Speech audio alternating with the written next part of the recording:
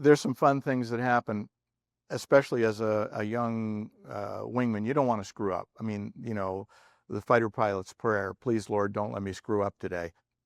Calling things, you know, the Navy uses port and starboard. We use, you know, right and left and clock positions.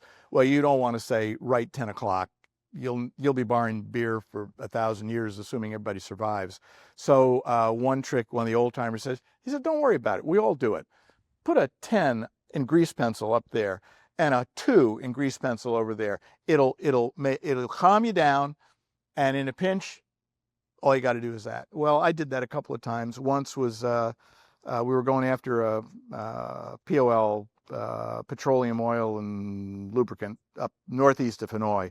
Now, this was only 6 Mark 82s and 3 tanks, because we're trundling all the way up the west side, tanker, and then trying to get all these bombs over to the east side of Hanoi, which didn't make any sense. The Navy should have been doing that, but I'm only a lieutenant. What do I know?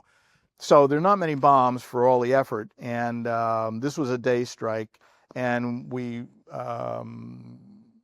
I swear every day that we did these kinds of missions, we'd all get up, and every day we turned right over Yenbai, is the MiG base west of Hanoi, and you'd watch Yenbai go by, and you'd look at your watch, yep, 10 o'clock.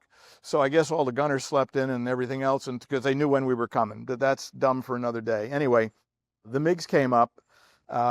Usually over Yenbai, you'll split up, and so you'll have strike forces at least going to different targets. So we were on that, and I was blue 4, so I was hanging out on the right. So you got 1 here, 2, 3, and 4. So my job is to look through the flight and, you know, just for protection. That's how you looked out. I saw MiGs, and I said, Lord, I can't screw this up. Now, this is like microseconds, but that's what goes through your head. So I got to get this right. So I'm thinking, stay calm. And so I hit the mic button when I was sure, and I said, whatever the call sign was, 3 MiGs, okay so far, left 10 o'clock, we're doing good, slightly high. Okay, Lord, we got it. So lead saw him, and now we're loaded with bombs. So we, you know, the MiG cap knows they're there, radar and all that stuff, and they're being vectored. So he has to turn into this. Now we're hauling all this, we're heavyweight, hauling all these bombs, and I'm blue 4. Okay, this is not going well because I'm in full burner doing everything I can, and there ain't no more power. So I went, well, the wing commander will just have to go with 1 less centerline tank. So I reached down here to where the magic switch is while I'm pulling, trying to stay in formation. Training helps because this is when it counts. And I go, oh, okay, we can do this. Boom. So the centerline tank, which was empty by then, went away, and then I started to close on the rest of them. And you also want to stay out of the way because you don't know if they hadn't jettisoned their tanks. So we got rid of the tanks. They got rid of the tanks. So I didn't have to explain to the wing commander because none of us had centerline tanks, so we went back. We were still 60 miles from the target.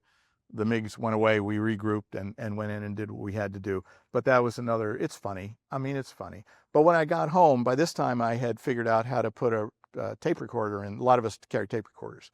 And we went back and went through the mission and stuff. Now, what I just told you is 3 MiGs left 10 o'clock, slightly high, just like a real fighter pilot. I played that tape back. 3 MiGs left 10 o'clock, slightly high. I was about 4 octaves up, and I said, no, that's a tape recorder malfunction, much to the laughter of my squadron mates who knew, no, our voices all go up when that happens. Just get it out and make sure it's correct. We don't care what pitch it's in. So I had a little trouble living that one down, but somewhere there's a tape of me with that little jewel.